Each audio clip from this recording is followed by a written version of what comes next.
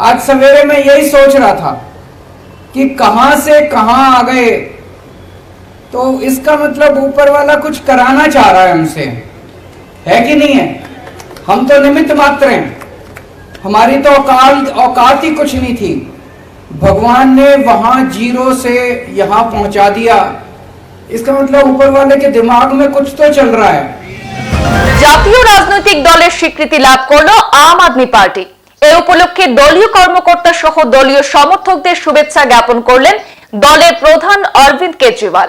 তিনি বলেন, 26 নভেম্বর 2012-তে সৃষ্টি হওয়া দল স্থায়িত্ব লাভ করতে পারবে এটা স্বপ্নাতীত ছিল। দলের একজন বিধায়ক থাকবে বলে সেই সময় কেউ ভাবতে পারেননি। ভারতবর্ষে 1300-র অধিক রাজনৈতিক দল রয়েছে, তার মধ্যে 6টি রাজনৈতিক দল ভারতের বিভিন্ন রাজ্যে নির্বাচনে প্রতিদ্বন্দ্বিতা করে এবং সেই 6টি রাজনৈতিক দলের আবার 3টি ভারতের সর্বত্র রয়েছে। তার মধ্যে আম আদমি পার্টি অন্যতম বলে উল্লেখ করেন কেজরিওয়াল। তিনি বলেন, ভগবান আমাদের মাধ্যমে দেশের জন্য কিছু করাতে চাইছেন, এটা অন্তত পরিষ্কার। উত্থাপন করেন মনীষ সিসোদিয়ার প্রসঙ্গ। বলেন, মনীষ সিসোদিয়ার কি দোষ ছিল যে তাকে জেলে রাখা হয়েছে? দিল্লির সরকারি স্কুলে জার্মান, স্প্যানিশ, জাপানি সহ অন্যান্য বহিরাষ্ট্রের ভাষায় শিক্ষা দেওয়া হয়েছে। সোমবার দিল্লির একটি সরকারি স্কুলের অনুষ্ঠানে যোগ দিতে গেলে এই তথ্য জানতে পারেন দিল্লির মুখ্যমন্ত্রী। সরকারি বিদ্যালয়ে পড়তে আসা ছাত্রছাত্রীদের বড় বড় স্বপ্ন দেখিয়েছেন দিল্লির শিক্ষামন্ত্রী সিসোদিয়া। লোক গরিব হলে তার চিকিৎসা হবে না, এটা হতে পারে না। দিল্লি সরকার ধনী দরিদ্র সবার জন্য সমহারে চিকিৎসা পরিষেবা দিয়ে যাচ্ছে বলে উল্লেখ করেন কেজরিওয়াল। মুখ্যমন্ত্রী তার বক্তব্যে দলীয় সমর্থকদের বলে দেন, পদ, ক্ষমতা, টাকা পয়সা লোভে যদি কোনো লোক আম আদমি পার্টি দলে যোগ দিয়ে থাকেন তাহলে তারা যেন শুধরে যান, না হলে দল ছেড়ে দিতে পারেন। আমরা যতদিন বাঁচব ততদিন দেশের জন্য কাজ করে যাব। মুখ্যমন্ত্রী তার বক্তব্যে বলেন, ভারতবর্ষের অনেক রাষ্ট্রবিরোধী শক্তি আপের বিরোধিতা করছে। 26 नवंबर 2012 को हमारी पार्टी बनी, तब तो किसी ने सोचा भी नहीं था कि एक एमएलए भी बन पाएगा। ये भी उम्मीद नहीं थी कि एक एमएलए बनेगा। और आज 10 साढ़े 10 साल के अंदर आम आदमी पार्टी देश की राष्ट्रीय पार्टी बन गई है। 1300 से ज्यादा पार्टियां हैं देश में, पूरे देश में 1300 से ज्यादा पार्टियां, और उनमें केवल 6 पार्टियां राष्ट्रीय पार्टियां हैं, और उन 6 में से केवल 3 पार्टियां हैं जिनकी एक या एक से ज्यादा राज्यों के अंदर सरकारें हैं। उन 3 में आम आदमी पार्टी आती है, बीजेपी, कांग्रेस, आम आदमी पार्टी। तो सबसे पहले मैं सभी कार्यकर्ताओं को तहे दिल से बहुत बहुत बधाई देता हूं। सभी सपोर्टर्स को, हमारे शुभचिंतकों को, हमारे वोटर्स को, और सबसे ज्यादा हमारे क्रिटिक्स को, जो हमें बताते रहते हैं समय समय पे कि हम क्या गलतियां कर रहे हैं। उन सभी लोगों को मैं तहे दिल से बहुत बहुत बधाई देता हूं, शुक्रिया अदा करता हूं। भगवान ने वहां से, उस वक्त तो अपने पास कुछ भी नहीं होता था, ना पैसे थे ना आदमी थे। पैसे आज भी नहीं है, आदमी बहुत हैं, आज लोग बहुत हैं, लेकिन ऊपर वाला साथ है।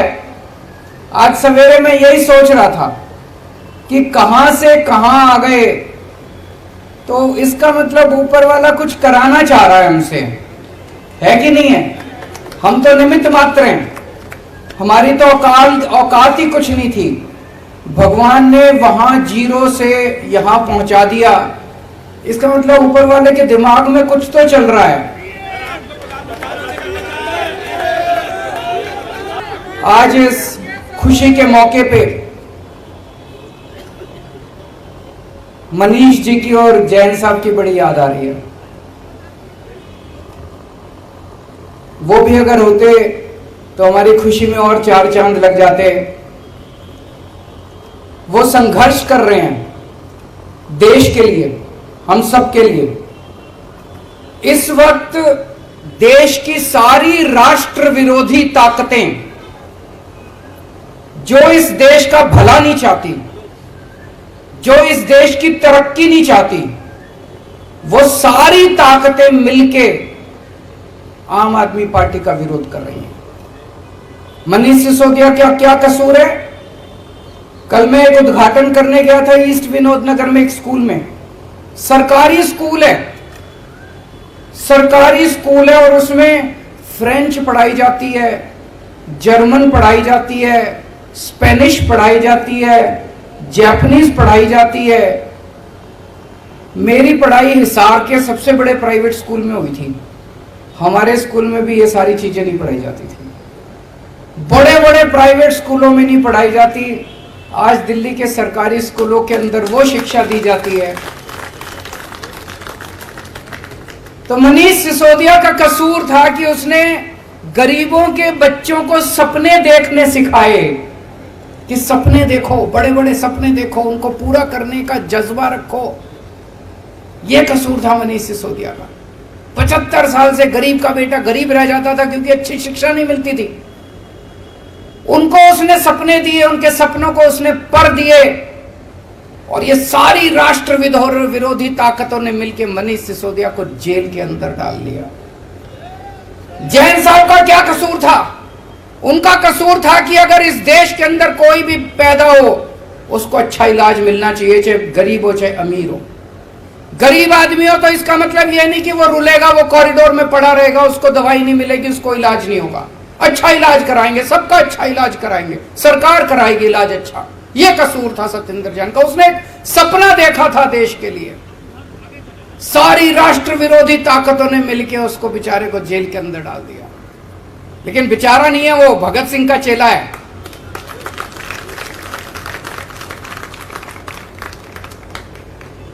तो ये सारी राष्ट्र विरोधी ताकतें आम आदमी पार्टी को रोकना चाहती है, लेकिन ऊपर वाला हमारे साथ है। किसी की हिम्मत नहीं है। मैं हमेशा कहता हूं, no one can stop the idea whose time has come. इस पूरी यात्रा में बहुत सारे ऐसे लोग हैं जिन्होंने बहुत कुर्बानियां दी, बहुत संघर्ष किए। हमारे बहुत साथी हैं जिन्होंने खूब डंडे खाए। आपने भी खाए? अच्छा, 1 महीने बेड पे थे, फ्रैक्चर हो गया था। बहुत डंडे खाए, जेल गए, बहुत लोग जेल गए। हमारी संतोष कोहली शहीद हो गई। हमारे साथ मीरा सान्याल जी होती थी। बिपिन करके एक लड़का था पंजाब में, चुनाव में प्रचार के दौरान उसका हार्ट अटैक हो गया। और भी ऐसे कई लोग हैं जिनको हमने इस यात्रा के दौरान खोया है। आज इस मौके पे हम उन सबको याद करते हैं और भगवान से प्रार्थना करते हैं कि उन सबको शांति दे, उनकी आत्मा को शांति दे, अपने श्री चरणों में उनको स्थान दे। बहुत सारे ऐसे लोग हैं जिन्होंने बहुत संघर्ष किया। अपने परिवार, नौकरी करते थे, अच्छी अच्छी नौकरियां छोड़ के आ गए, क्योंकि उन्होंने सबने सपना देखा था कि एक दिन ऐसा आएगा जब देश के अंदर अच्छी शिक्षा मिलेगी। वो सब बड़े खुश हैं कि दिल्ली के अंदर, अब पंजाब के अंदर जिस तरह से मॉडल गवर्नेंस का बनाया जा रहा है, उनके सपने पूरे हो रहे हैं। बहुत लोगों ने संघर्ष किया है और आज टाइम है अपनी आइडियोलॉजी को याद करने का, अपनी विचारधारा को याद करने का। आम आदमी पार्टी की विचारधारा के 3 स्तंभ हैं। याद है ना सबको? याद नहीं है? 3 स्तंभ हैं। कट्टर ईमानदारी, मर जाएंगे, देश के साथ गद्दारी नहीं करेंगे, बेईमानी नहीं करेंगे, एक टाइम की रोटी कम खा लेंगे लेकिन बेईमानी नहीं करेंगे। बेईमानी का पैसा घर में नहीं आएगा। कट्टर ईमानदारी। दूसरा स्तंभ है कट्टर देशभक्ति। देश के लिए जरूरत पड़ेगी तो जान हाजिर है, फांसी पे चढ़ जाएंगे। और तीसरा स्तंभ है इंसानियत। इंसान को इंसान समझना है। इन लोगों की तरह गुंडागर्दी नहीं करनी। गुंडागर्दी हमारी विचारधारा नहीं है, उनकी हो सकती है। इंसानियत। इंसान के लिए कुछ भी करने की जरूरत पड़े, इंसान से मोहब्बत करनी है। हम गाते हैं ना, इंसान का इंसान से हो भाईचारा, यही पैगाम हमारा। तो इंसानियत तीसरी हमारी आइडियोलॉजी है। पहली बार देश के अंदर पहले कहते थे चुनाव लड़ने के लिए इतना पैसा चाहिए, बेईमानी तो करनी पड़ती है। हमने दिखा दिया कि ईमानदारी से चुनाव लड़े भी जा सकते हैं और जीते भी जा सकते हैं। हमने दिखा दिया कि ईमानदारी से सरकार चलाई भी जा सकती है और सफल सरकार चलाई जा सकती है। हमने साबित कर दिया कि सफल सरकार तो ईमानदारी से ही चलाई जा सकती है, बेईमानी से सफल सरकार नहीं चलाई जा सकती। तो जैसा मैं कह रहा था, भगवान हमसे कुछ कराना चाह रहा है। हम सबका सपना है कि भारत दुनिया का नंबर 1 देश बने, मेक इंडिया नंबर 1। और हमारा देश बन सकता है नंबर 1। हमारे देश के अंदर क्षमता है, लोगों में क्षमता है। और शायद भगवान ये चाहता है कि भारत को दुनिया का नंबर 1 देश तो ये आम आदमी पार्टी वाले ही बनाएंगे। ये काम हमारे हाथों से ही कराना चाहता है।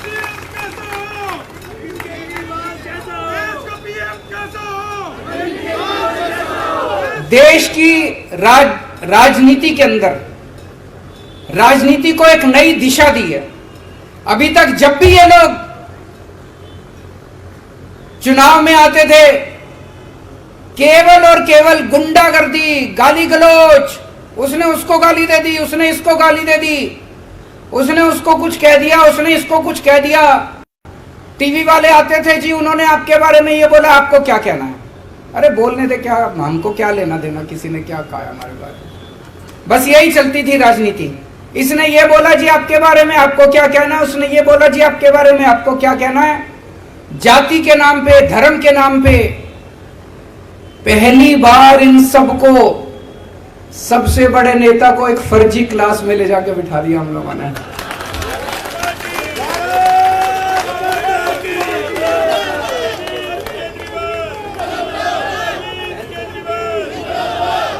वो पता नहीं असली स्कूल में गए कि नहीं गए, लेकिन इस जिंदगी में उनको एक दिन असली स्कूल में भी भेजेंगे।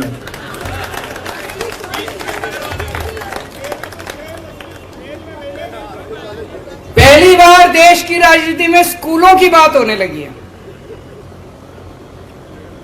जहां हम जाते हैं चुनाव लड़ने, वहीं पे सारी पार्टियां स्कूलों की बात करती है, अस्पतालों की बात करती है, मोहल्ला क्लिनिक की बात करती है। सुन के अच्छा लगता है। यही तो होनी चाहिए राजनीति। असली राजनीति तो यही है कि स्कूल की बात हो, राजनीति, पानी की बात हो, बिजली की बात हो। अब सारी पार्टियां कहती है बिजली फ्री देती नहीं है, कहती तो हैं, कहलवा तो दिया सबसे। अमित शाह जी ने भी एक, मेरे को याद है कहीं बोला था, वेस्ट बंगाल में जाके बोला था हमारी पार्टी की सरकार बनी तो इतने यूनिट बिजली फ्री। कहलवा सबसे दिया, करवा भी देंगे सब लोगों से धीरे धीरे।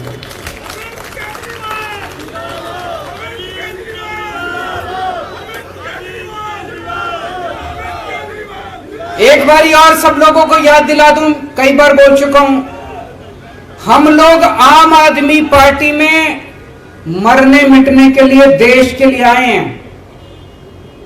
अगर किसी के मन के कोने में कभी आए पद की इच्छा, पैसे की इच्छा, प्रतिष्ठा की इच्छा, तो या तो वो फीलिंग निकाल देना और या आम आदमी पार्टी छोड़ देना। गलत पार्टी में आ गए। और उसमें अब एक चीज और ऐड कर रहा हूं, ये अब जेल में डाल रहे हैं। मैंने कहा ना, सारी राष्ट्र विरोधी ताकतें इकट्ठी हो गई है आम आदमी पार्टी के खिलाफ। वो नहीं चाहती कि देश की तरक्की हो, वो नहीं चाहती देश में स्कूल खुलें, वो नहीं चाहती देश में अस्पताल बने। वो सारी राष्ट्र विरोधी ताकतें हमारे को रोकना चाहती हैं, देश की तरक्की रोकना चाहती हैं। वो अब आपको सबको जेल में डालेंगे, एक एक करके सबका नंबर आएगा, सबका नंबर आएगा एक एक करके। कम से कम 8 से 10 महीने जेल में जाने के लिए तैयार रहना पड़ेगा, उससे ज्यादा नहीं रखेंगे, क्योंकि कुछ करा ही नहीं, फिर उसके बाद तो बेल मिल ही जाती है। तो अगर किसी के मन में डर है, अगर किसी के मन में डर है तो आम आदमी पार्टी छोड़ देना।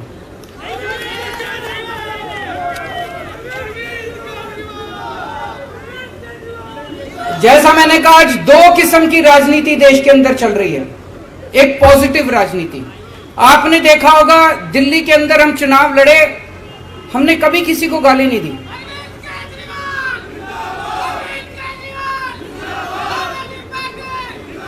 हमने कभी किसी को गाली नहीं दी। हम हमेशा, मैंने पिछले चुनाव में, दिल्ली के चुनाव में, चुनाव के पहले बोल दिया था कि भाई मैंने 5 साल में काम किए, अगर आपको मेरे काम अच्छे लगे तो मेरे को वोट देना, नहीं तो मेरे को वोट मत देना। काम के नाम पे वोट मांगे हमने। पंजाब में गए, हमने अपनी गारंटियों के नाम पे वोट मांगे। गोवा में गए, गुजरात में गए, अपनी गारंटियों के नाम पे, काम पे वोट मांगे। ये पॉजिटिव राजनीति है। और ये लोग जो गुंडागर्दी करते हैं, मारकाट करते हैं, लड़ाई झगड़े करते हैं, गाली गलौज करते हैं, ये नेगेटिव राजनीति है। इस देश को पहली बार हम लोगों ने एक पॉजिटिव राजनीति दी है। आज इस मंच से इस देश की जनता को आह्वान करना चाहता हूं कि भारत को नंबर 1 देश बनाने के लिए आम आदमी पार्टी के साथ जुड़िए। और आम आदमी पार्टी से जुड़ने के लिए एक नंबर दे रहा हूं, उस नंबर पे जो लोग देश भर में, आप तो जुड़े हुए हैं, आपको करने की जरूरत नहीं है, इस पे मिस कॉल मारें जो देख रहे हैं। 9871010101 9871010101 इस नंबर पे मिस्ड कॉल मारें आम आदमी पार्टी से जुड़ने के लिए। और अंत में भगवान से प्रार्थना करता हूं कि अगर इस देश की सेवा के लिए ये जान चली जाए तो अपने को बहुत सौभाग्यशाली समझूंगा।